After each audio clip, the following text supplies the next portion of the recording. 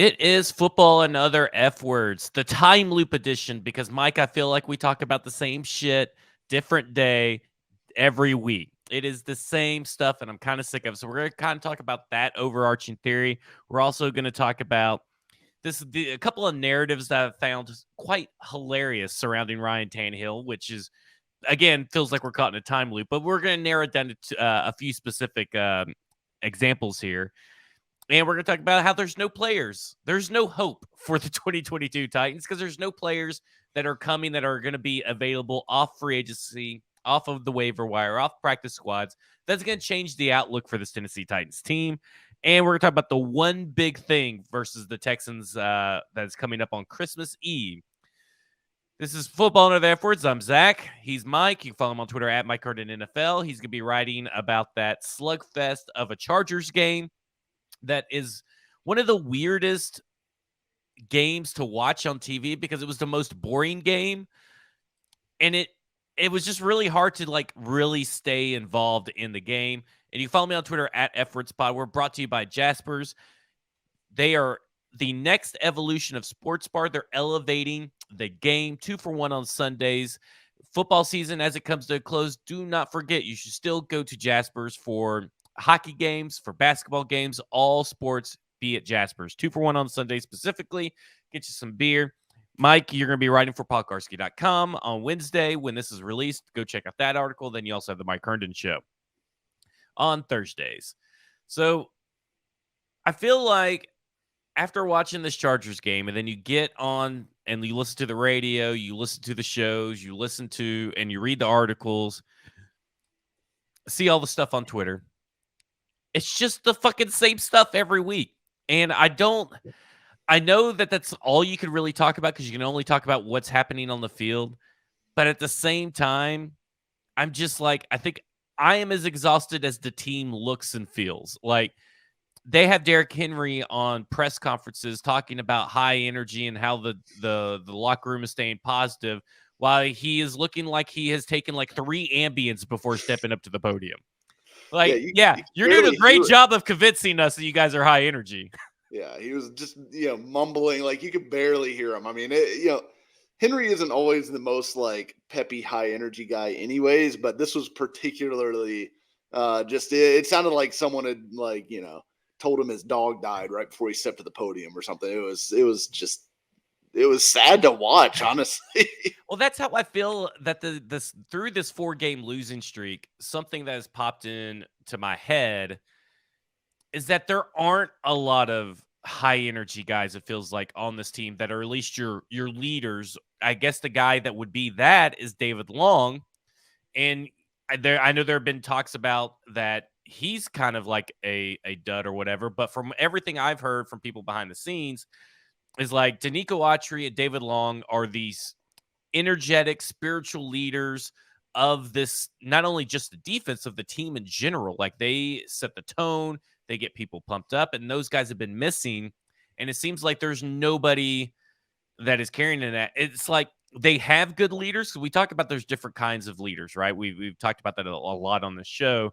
It's like they have good leaders, but they don't have the right leaders for this particular moment in time. Is that fair to say, you think? I really think you kind of got to look at it as like offense and defense, to be honest, because I do think like Jeffrey Simmons to me is generally a high energy guy, especially on the field. I think Long is too. Even like Kevin Byard to me, like, I don't know. He looks like he's done. Like, he looked like he was kind of at a loss after this game. And to me, this was the game where the defense said, "Okay, you fuckers on offense, we had 7 starters out, and we went on the road and held Justin Herbert to 17 points, and you could not win us the game. Like, we're done. I just feel like the defense is just at a loss for what they can actually do. I mean, they hadn't played great the previous 2 games or whatever, but this was a game that they did play well and played way better than what the talent on the field probably should have performed, and they still did not get the win. So I do feel like there's been some depression. But who were those guys on offense that were the high energy guys? Taylor Lewan and AJ Brown the last 2 years, right? Both of them are gone. Like, both of them are not in the picture this year. So you've got there's not a lot of big time energy guys. I mean, like Henry is not that. Like for all the leadership that Henry brings to the table, his personality is not one of like get guys fired up and go. And every now and then you'll see it, but it's rare. It's always been his play that's done that. Like Yeah. the big plays, the stiff arms, which seem to be lacking this year. Those have always seemed to be the things that have gotten the team going and really energetic. I would say that Chig, who is a rookie, is probably your closest guy, right? I mean, even Ben Jones is kind of like a quirky kind of energy level kind of deal. He's not Yeah. like a rah-rah, let's get going. It seems like if I guess I had to pick anybody, I think Chig would be the closest, and I'm still not convinced that he's even that. And it's like the offense is filled with not lackadaisical, but a certain lacking of energetic personalities. It's And not like the fiery guys. yeah, there's no fiery guys, and that's something that John Robinson has put into this room, right? Is like it's a bunch of kind of bland people. Robert Woods isn't a fiery guy. Traylon Burks, for all intents and purposes, does not seem like a guy that would be really fun at parties to hang out with. I mean, for lack of a better term, and you just don't feel like any of these guys really are really coming forward to step up and take this offense where it needs to go, and that includes Ryan Tannehill, of course. Yeah, and I also think we should say that like NWI could be as fiery as all get out, and he's not. But let's say he was, it's still not going to make him a good NFL receiver, right? And I mean that's the other part of this is your wide receivers in this game gave you almost nothing. I mean it was a situation where I think Chris Conley led the wide receivers with 19 yards. Robert Woods had 12, and Racey McMath had 1 yard. So a grand total of 33 yards receiving from your 4 wide receivers that you played in this game, which is pitiful. So, I mean, they have one NFL wide receiver on the roster. Maybe, the other one's on IR, possibly, if you want to count Kyle Phillips. But we'll probably not see him this year, so just put him out of your mind for right now. They have one NFL wide receiver on the roster, and that's Traylon Burks, and he keeps getting hurt. Not his fault necessarily. He got blasted in the face by an illegal hit. Can't really do anything about that. But like they desperately need him. Like he's the only guy that gives them any spark on offense. And he does change like the way teams can defend them to some degree. And so maybe when he comes back, you'll see a little something better, but you're still going to have some crappy left tackle out there. You're still going to have a crappy left guard out there. You're still going to have a rookie right tackle who I like MPF. I think MPF is going to be a good player for them, but he still is making major mistakes. Like you see him just like almost go the entire wrong direction on one play and end up giving up a sack. And technically it was his guy that ended up hurting Tannehill again, which that was the original injury was technically his guy too. Now, both of those plays, not necessarily on him specifically, but you would hope that he would be your worst starting offensive lineman instead of your like third best or second best by which the end is of the really game, not saying much, right? Like it's really not saying much because if he's if it's Ben Jones, Nate Davis clearly are your two best. Yeah. I mean, how many rungs down on the ladder until you get to third best? Because it's like 3 or 4 rungs. Like it's gonna take 3 or 4. MPF has to elevate his game like 3 or 4 levels before he's on their level. And for sure. And then you lower, you keep on going down. So it's like it's a compliment, but not a compliment. Yeah. Yeah. I mean, it would be, I think this offensive line would be passable if he was the worst member of it. Yeah. That's not the case, obviously. So, and look, we can talk about, changing. We can talk about Radens. Like Radens was actually a little bit better at left tackle, like very, very, very, very, very small sample size, but he could move. I mean, that's more than what Dennis Daly does. So, I don't know, but of course he gets hurt.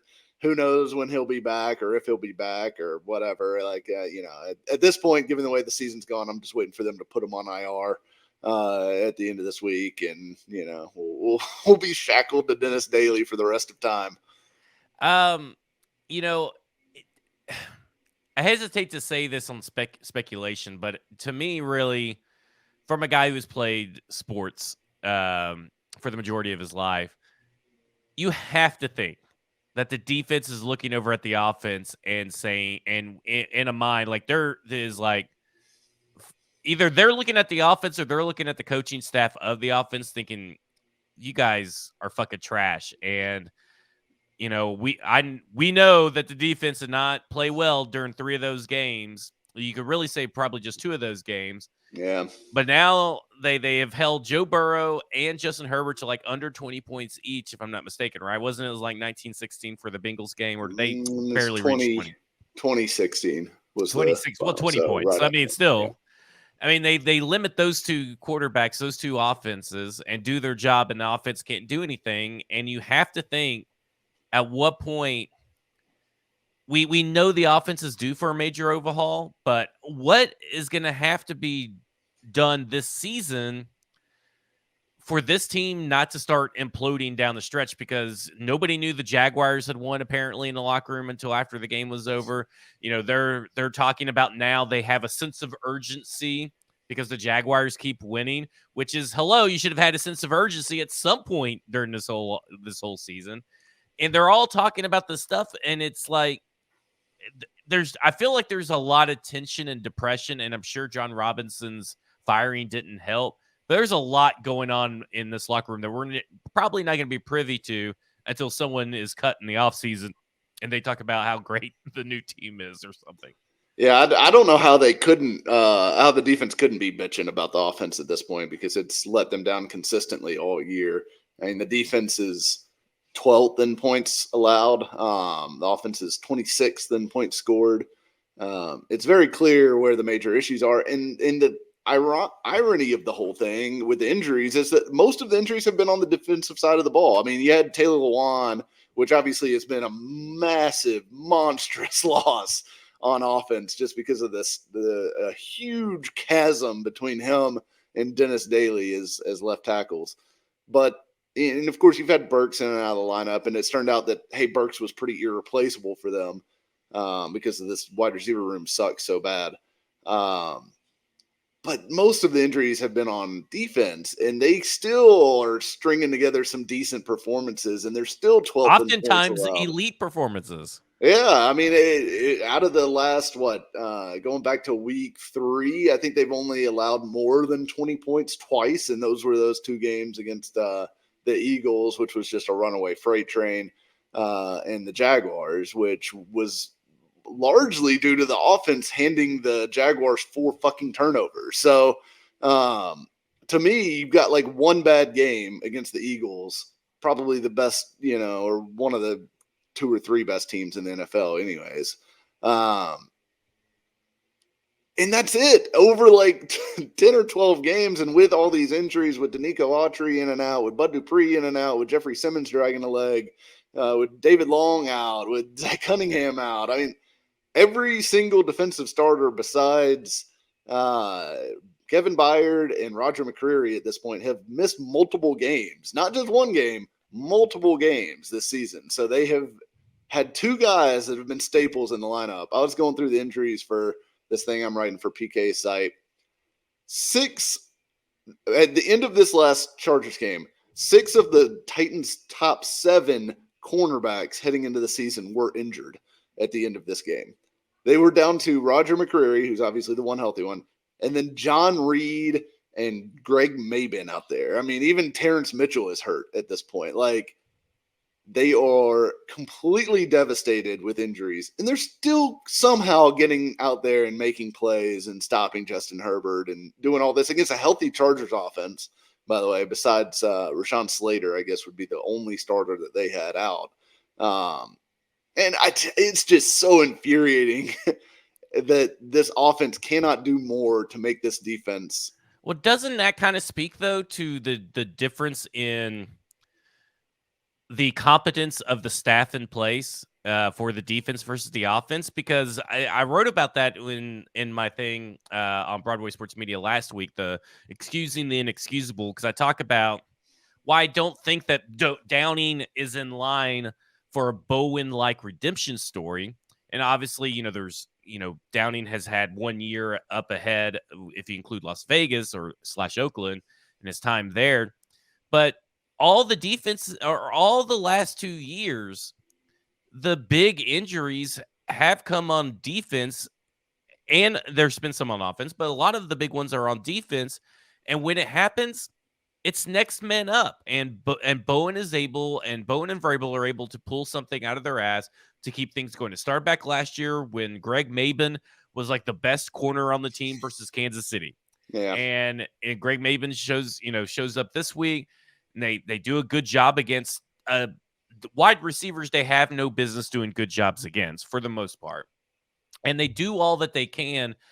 And then the offense, like you said, suffers 1 major injury, 2 major injuries, and they can't get out of their own way and can't overcome this. And to me, it's either a schematic thing, a coaching staff thing, all of the above, or really, when it comes down to it, the offense just doesn't have the talent, and practice squad defenders are better than veteran wide receiver like Robert Woods and Nick Westbrook-Ikine. And that's like Andrew Adams is just on a different level in his position than those 2 guys are at their position, which is a wild thing to say. But maybe at the end of the day, that's all it is. Yeah, I think at some level it comes down to the Titans want to be a running football team, right? Like they want to run the football first and foremost, and they don't have the offensive line to really do that successfully. When you give this team an offensive line with Dennis Daly and Aaron Brewer, who is a good run blocker but cannot pass protect, Ben Jones and Nate Davis are good players, and then Nicholas Petit-Frere, that group is just not good enough to just sustain drives on the ground. There are going to be mistakes. There are going to be missed execution errors. And this team it's such a tightrope to walk, because if you have one error, and like this has been an issue for the Titans for a while now, and it's part of the problem with this philosophy. If you have one error, if you have one penalty, the drive is fucking over. Like it's over, because as soon as it's 2nd and 20, it's done. You're not picking it up. You don't have the horses to do it. Part of that is you don't have Treylon Burks who can make a big play for you. You don't have any wide receiver who can make a big play for you. These last few games. And then you also, you don't have a particularly dynamic quarterback. Tannehill's good, but not necessarily a game changer.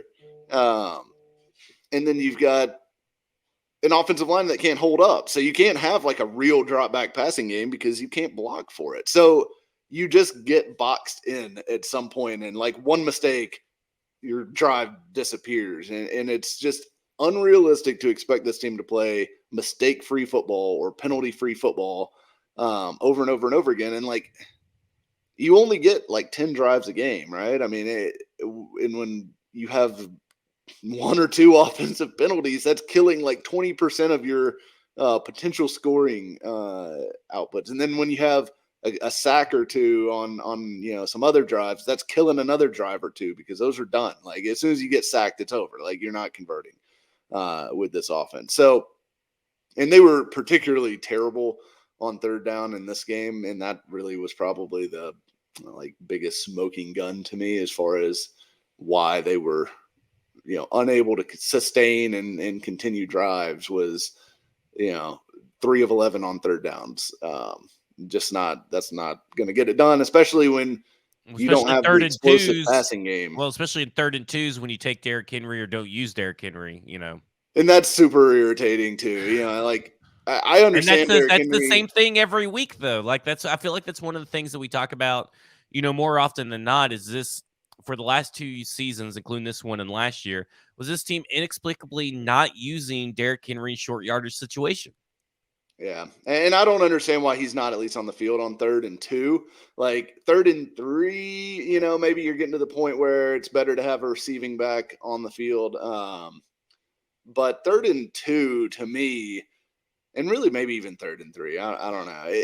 To me, that your best chance is to either run the ball with Derrick Henry or at least use him as a decoy. So that the defense has to respect, so that you can run play action or if Tannehill had 2 healthy ankles for once, you could do, that read option or something like that. There are other, opportunities to take advantage of his skill set in that short yardage situation. But I totally get it and am for taking him off on 3rd and medium, 3rd and long, that kind of stuff. That's a good spot to get his legs under him, that kind of thing. But yeah, it's asinine to me that you've got the best, the biggest running back in the league, and you're not going to use him on 3rd and 2, especially in the middle of the field where you would probably go for it if it was 4th and 1.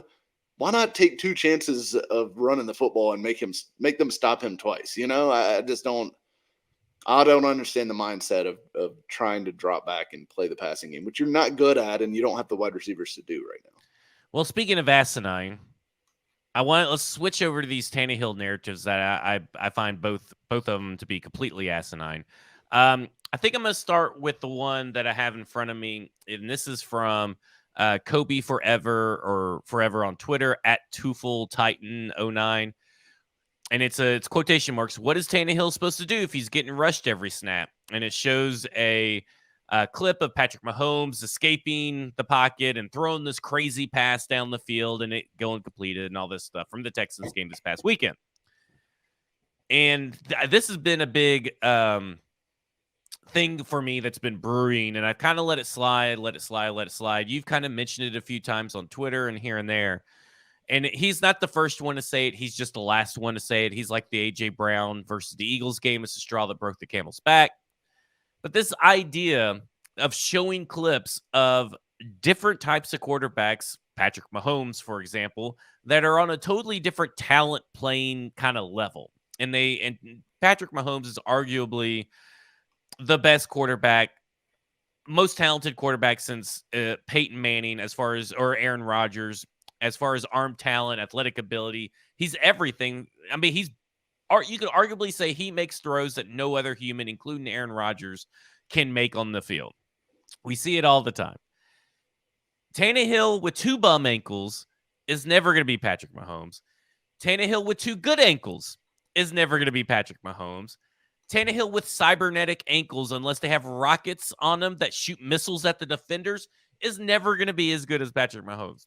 It is literally impossible for Ryan Tannehill at this stage in his career to be expected to be better than Patrick Mahomes. And it makes no sense why people waste their time trying to compare him to Patrick Mahomes when it just was never feasible. Look, what Ryan Tannehill did in 2019 and 2020 was fan-fucking-tastic. It was elite level quarterback play without being an elite level talent. And I think that's where people are misconstruing these comparisons, is that Ryan Tannehill has never been confused for an elite level talented quarterback that can elevate the talent around him. Patrick Mahomes went to the best case scenario. You're talking in 2017 when he was drafted, 90% of the teams that Patrick Mahomes would have been drafted to, we would never be talking about Patrick Mahomes more than maybe we talk about Chase Daniels or a backup quarterback like that, just because he went to the perfect head coach to build an offense, to craft an offense around Patrick Mahomes. So people forget that Andy Reid and Eric Bieniemy are a part of this whole situation, and unless Eric Bieniemy and Andy Reid are suddenly going to say, hey, we're going to take over the Titans job now, and we're going to bring Patrick Mahomes, or if all of a sudden Ryan Tannehill de-ages and turns into Patrick Mahomes, it's not going to happen. A top 5 quarterback coming in here, unless they trade up for Bryce Young, is not going to happen in the immediate future. And it's not fair to Ryan Tannehill to compare what he can and can't do on 2 bum ankles behind this shitty offensive line. Listen, the Chiefs' offensive line is downgraded as well. The pass catchers are 100 times better than what they have currently at the Tennessee Titans, which is proven every other week. And expect him to elevate and be Patrick Mahomes' level every week. It's just not going to happen. It's not a realistic thing, and it's just like you're just hating to hate at this point.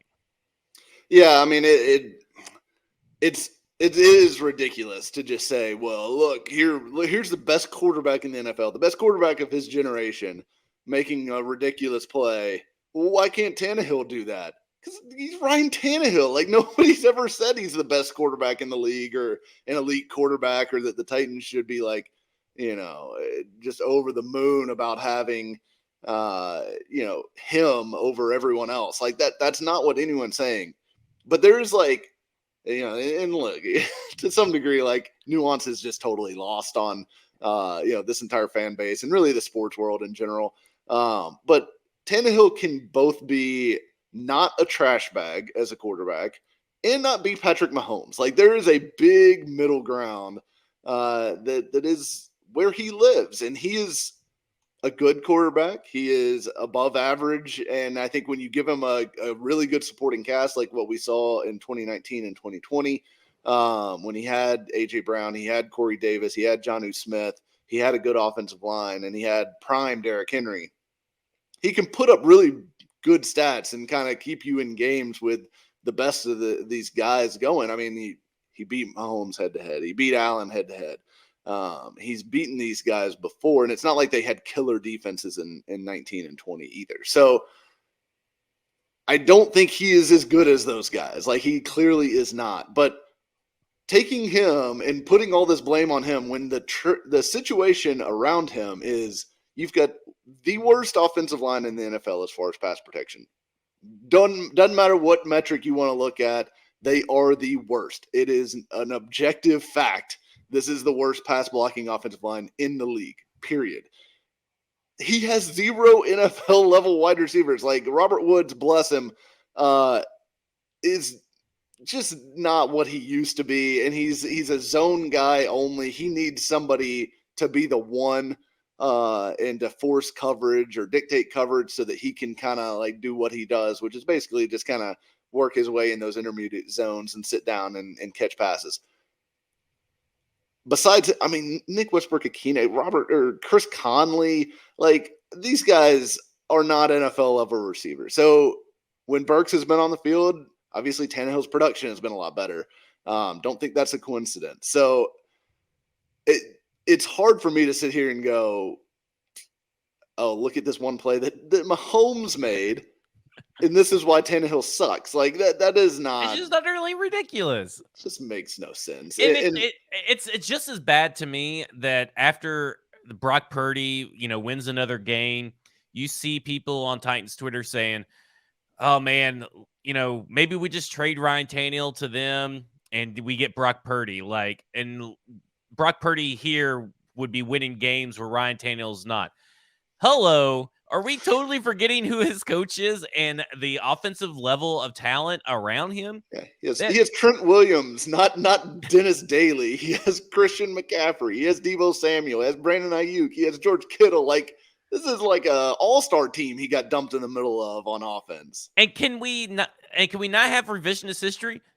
CJ Beathard, Nick Mullins were all guys that started off really hot for the San Francisco 49ers, and they all flamed out. I'm not saying that's going to happen with Brock Purdy, but he was a 7th round draft pick. He was Mr. Irrelevant, wasn't he?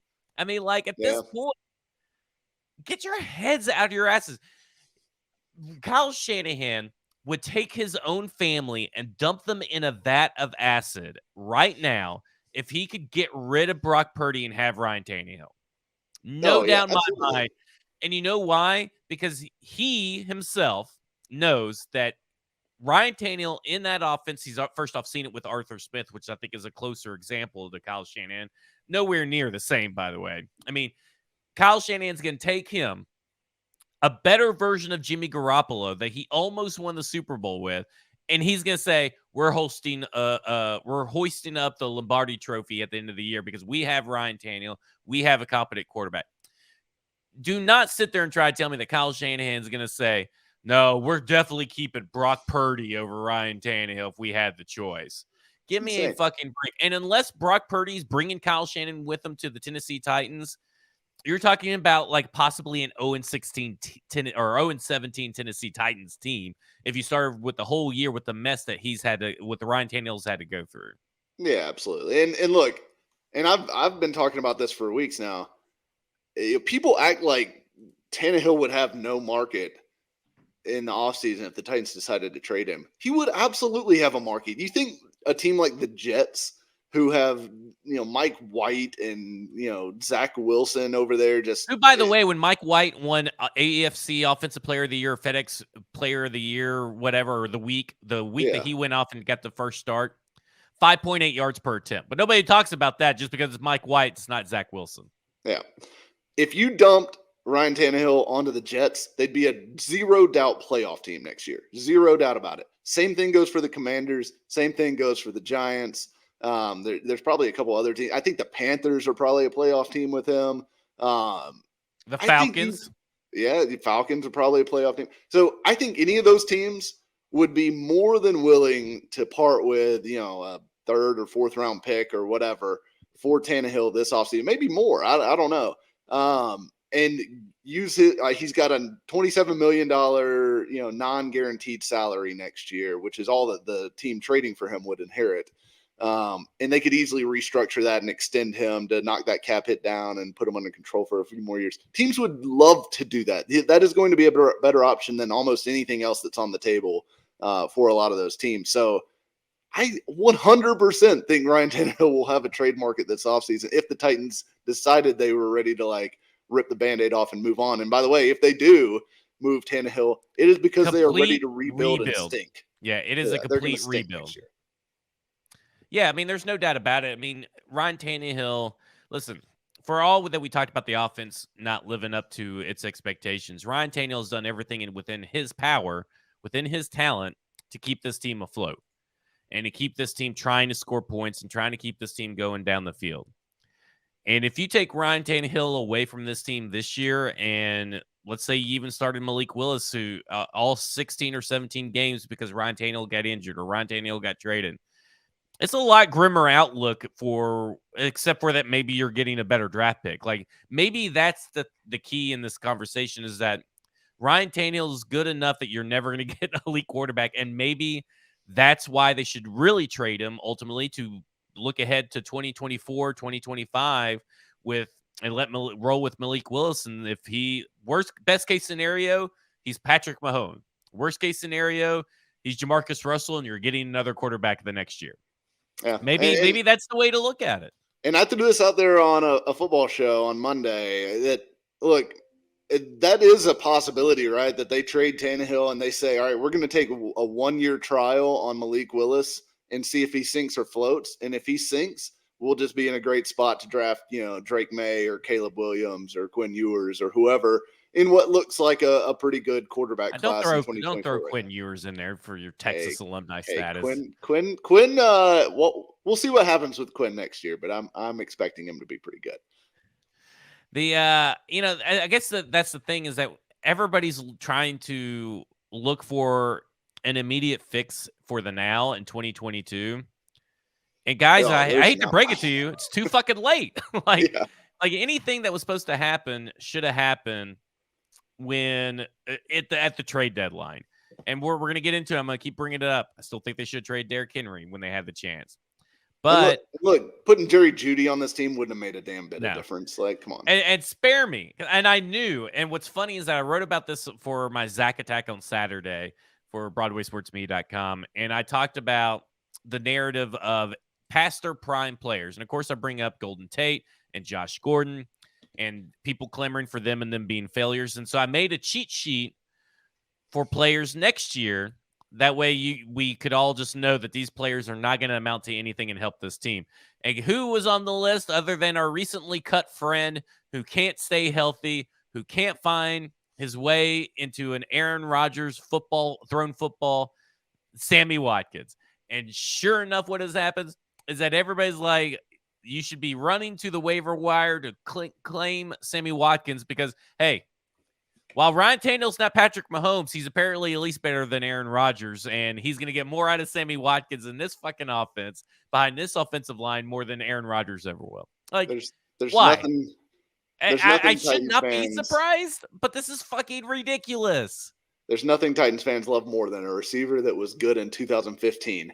I mean, that is the last time Watkins had more than 673 yards in a season. I mean, come on, what are we talking about here? That's not going to make a damn bit of difference. This is Josh Gordon warmed over, like microwave Josh Gordon.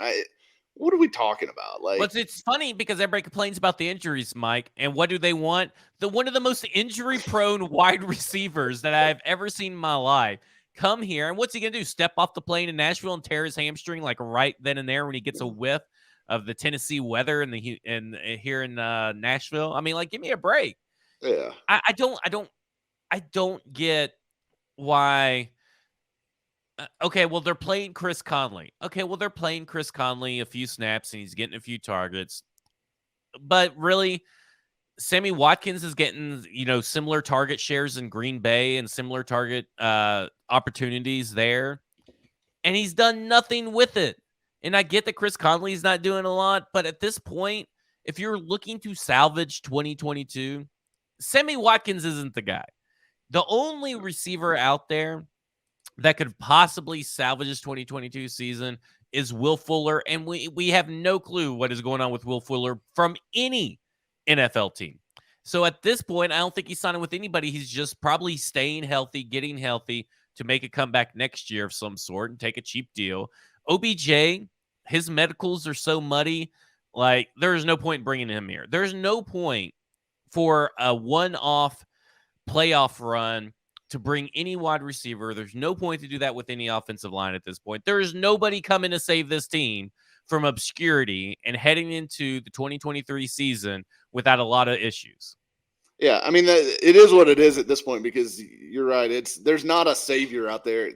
I'll tell you what the closest thing to a savior is for this Titans season. The one thing that could get them to the point where they are able to win a couple games down the stretch, get in the playoffs, and maybe make a team, sweat for it in the postseason. And that is getting healthy. That is getting Christian Fulton back, getting Danico Autry back, getting David Long Jr. back, getting Zach Cunningham back, getting Amani Hooker back, getting Treylon Burks back, hopefully getting Dylan Radins back and playing at left tackle so that we can fire Dennis Daly into the sun finally.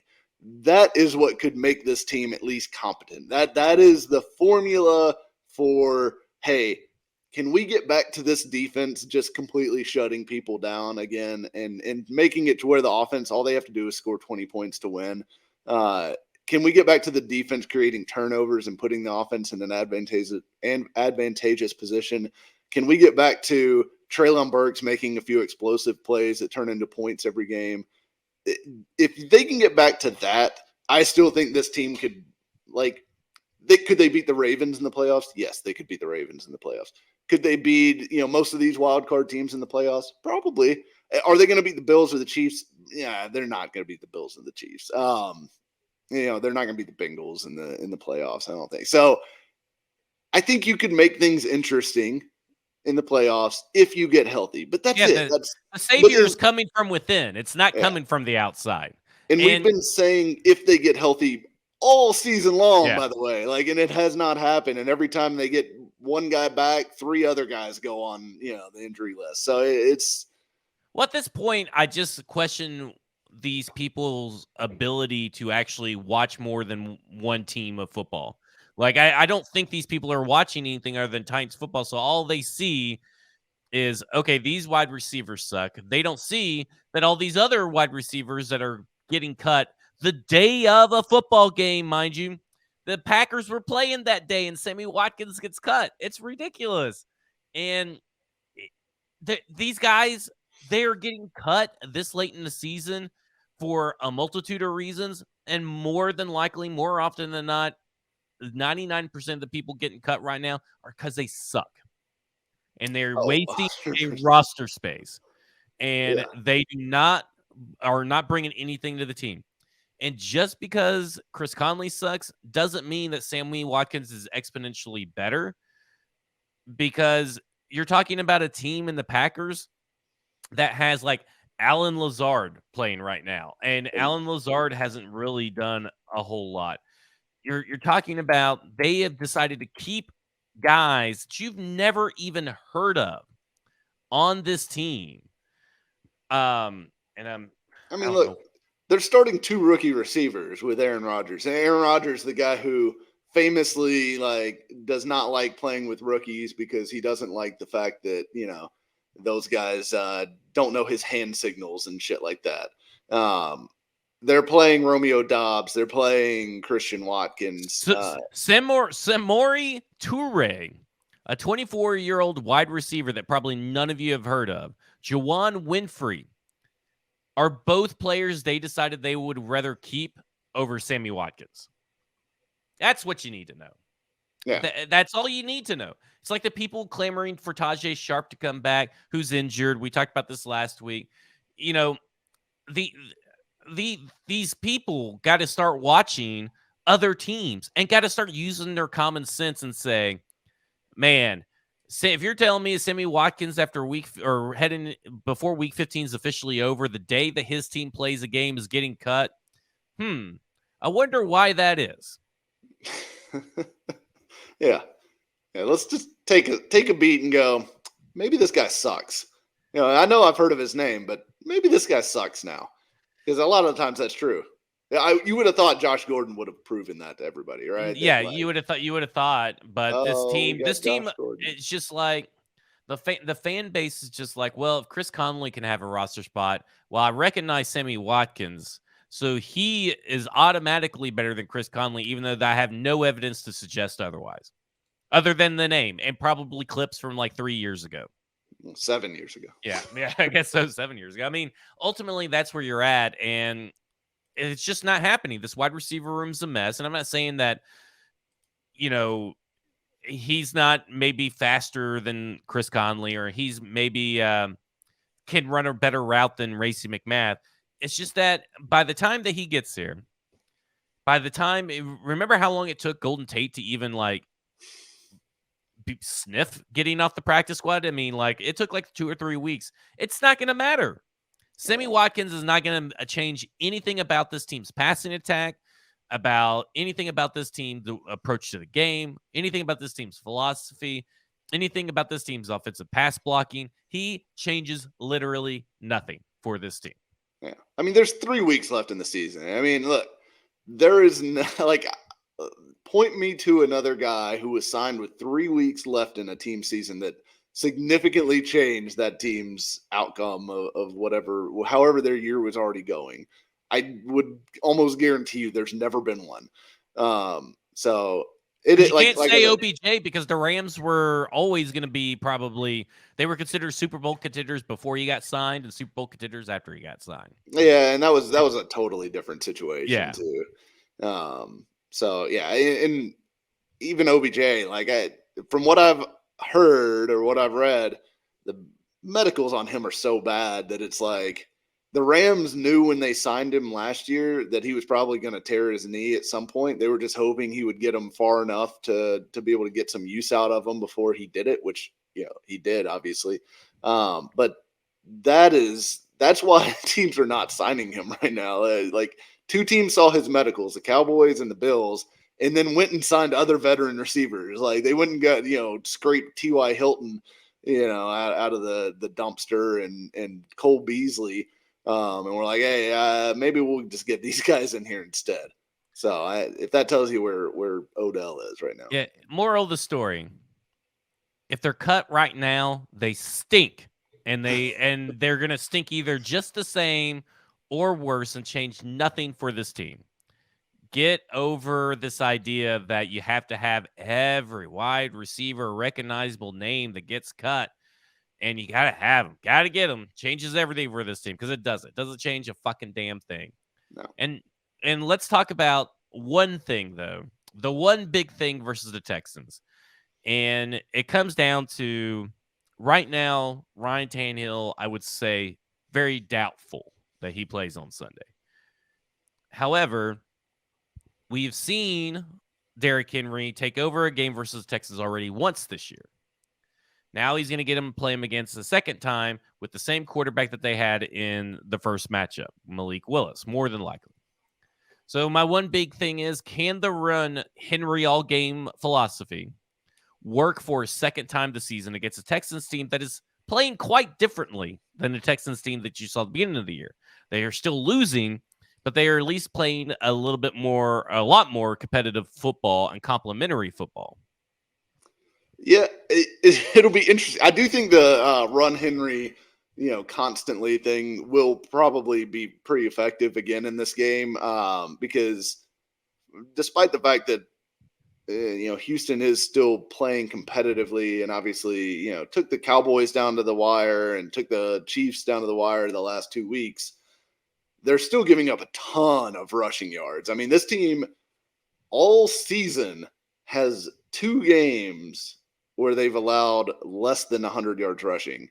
And that was to the Chargers, who have zero interest in running the football, and the Dolphins, who also have zero interest in running the football. Basically, if you want to run on this team, you can. The Chiefs, who don't really have a ton of interest in running the ball, rushed for 189 yards against them last week. So, yes, you will be able to run the football. They don't have the personnel to stop Derrick Henry, even with a trash can offensive line. So I think they'll be able to run the ball well. I think the question will come down to, is the defense healthy enough? Because like Davis Mills has been playing pretty good the last couple games. And this Texans offense is, obviously shown some without Brandon sparks Cooks of and life. Nico Collins. Right. So and look, part of the game last week against the Chiefs was, kind of fluky with the turnovers and stuff. But I do think this Texans team is feisty enough to beat a very, very wounded, very, very demoralized Titans team. However, it's going to be difficult. I think it's going to be a tough game because they clearly have not quit. Despite the fact that they're almost guaranteed to be penciled into the number 1 pick at this point. So it's an interesting matchup. One thing I am excited about, I want to see Malik Willis with Treylon Burks on the field at the same time and just see what that might look like. I don't know if it'll be good or if it'll be just infuriating because Willis just overthrows Burks open, 3 or 4 times or whatever. But I'm interested to see what that looks like because the first 2 games that he started, he didn't really have, like we said, any NFL receivers on the field with him. So now he'll have one, assuming Burks gets cleared, which all season the concussion protocol with the Titans has been 2 games. Basically you get a concussion 1 week, you're out 2 games. So Burks, it's not a guarantee he returns. Obviously, he still has to clear the protocol this week, but it seems pretty like he'll have a pretty decent chance. Vrabel's comments Wednesday makes you tend to believe that he'll be back. Yeah, he kind of hinted that he'd probably do something today, which is Tuesday, which would give him a decent chance to play on Saturday. All right. Well, that will do it for us. The Texans game is on Christmas Eve. Don't let it ruin your holidays. I wouldn't even get on the phone. Just put your phone away and TiVo the game. Just watch it, on the 26th or something. Because will this be the worst rated, worst attended Titans game of the last, let's say, since 2015? Well, let me say something about that because I've seen a lot of the fans starting to shame other fans for not wanting to come to the game where it's going to feel like it's 5 degrees. Fuck that. Listen, I do not care if anybody shows up to the game. I know the Titans do, and I know a certain section of fans who think that their lives depend on other fans showing up, I guess do. Maybe it's money in their pocket. This team does not deserve you sitting out there and having to sit through what feels like 5-degree football weather to watch Derrick Henry run it 40 fucking times. Like, I'm sorry, and I guess I'm just a little bit more pragmatic than as a fan. But this through thick and thin, and you can only be a good fan if you go to every game and you attend every game and you pay money to go to every game is a ridiculous notion to me. Because you could be a good fan and you could live in California. Because by God, if you were raised in California and you're somehow a Titans fan and not a Chargers or Rams fan, your parents need to be locked up for child services. I'll tell you a funny story. So I was in Memphis this past weekend, and one of my couple friends that are married, the husband's a Buffalo Bills fan and the wife is a Philadelphia Eagles fan. And so I asked, they have a child. He's I think 7. And so I asked, So who is your son going to root for if the Bills and the Eagles play in the Super Bowl? And they go, well, he's not a fan of either team. I go, who's he a fan of? And they go, the Tennessee Titans. And I go, I'm calling child services. I'm like, what is wrong with you guys? Why have you decided to raise your child so horribly? This is egregious. He could be rooting for Josh Allen. He could be rooting for Jalen Hurts. He could be watching A.J. Brown, Stephon Diggs, and you're making him or letting him. They're not even making him. It's his decision. He's 7. He should not be making his own decisions.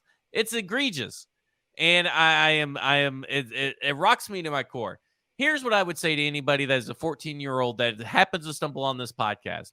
Find another team. Because at 14, this is when your brain clings to things that shape your life. The music you listen to when you're 14, it's been psychologically proven, is going to be the kind of music that you listen to when you're older. So, I listen to, the Spice Girls are big, Christina Aguilera, Foo Fighters. Of course, I'm still listening to Foo Fighters, but that's why I like Lizzo and, Alanis Morissette. That's why I like, I'm comfortable wearing a pink shirt and going out and watching Lizzo and another rap artist that her name escapes me and not giving a fuck.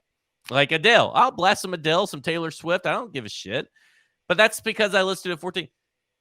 Save your children. Right now, buy yourself some time and let them become and be happy for the rest of their lives and choose a different team. Dom will be brought up as a Titans fan. And I will say that I do think whenever the Titans do break through, it'll make it that much sweeter for those who, suffered through all of this, because it has been an emotional beating for 25 years almost with this franchise since it moved to Nashville. And obviously there's a lot of fans that go back to the Oilers days who got a lot of emotional beatings from this team in those years too. So this franchise has not been, able to win a championship at the NFL level despite being in existence since 1970 in this league. So it is, it's going to at some point break, right? At some point in my lifetime, the Titans have to win a Super Bowl. It would be really devastating if they didn't. Do they have to? Because I feel like there's a couple of other franchises that have been sticking around that probably have fans saying the same thing. That's true. Just raise your children better. It's Christmas. Don't give them a Titans ticket or Titans jersey or football or something in their stocking from Santa, because then they're going to grow up to hate Santa and they're going to grow up to hate you. Moral of the story. And don't shame fans who don't want to go and sit out in 5-degree weather and say that they're not true fans. You know what they are? They're smart fans. That's what they are. That's the difference. They're the same level of fandom as you. They just are smart enough to know that sitting out in 5-degree weather will provide them no joy in life. I mean, I do think the odds of you going to this game, even if the Titans win and going, man, I'm so glad I win, are pretty low. Yeah. We'll see what happens. Maybe Treylon Burks has like a 300-yard game or something like that. Yeah, that would have to be the thing, right? Malik Willis throws for 400 yards and 300 of that, or let's say 400 yards, 200 to Burks, 200 to Chig. Yeah. Then you can maybe, say, see, I told you should have came, because I'm a loyal fan and I knew this was going to happen, even though you had no clue it was ever going to happen. That has been it for Football and Other Efforts. Hope everybody has a merry fucking holidays. My name is Zach Glad. You follow me on Twitter at EffortsPod. He's Mike Herndon. You can follow him on Twitter at Mike Herndon NFL. You can read his writings over at paulkarski.com. You can read my writings over at BroadwaySportsMedia.com. And, of course, on Thursday, 1 p.m. Central Standard Time, will be a football show this week when I will be back. Mike, thank you for filling in. It was a good show. I listened to it. Have a lot of thoughts on Trevor Lawrence and how he's just a little bit better Blake Bortles, but that's for the football show. We're sponsored by Jasper's in Nashville. 2 for $1 on Sundays. Probably a great place to go and get away from your family for the holidays, even if it's not on Sunday, just because they have great food, great drinks, and TVs everywhere. You can watch all your sports moments without having your crazy uncle talking your head off about politics. So head over to Jasper's. the next evolution of Sports Bar. This has been Football Under the F Words, and you have just been F.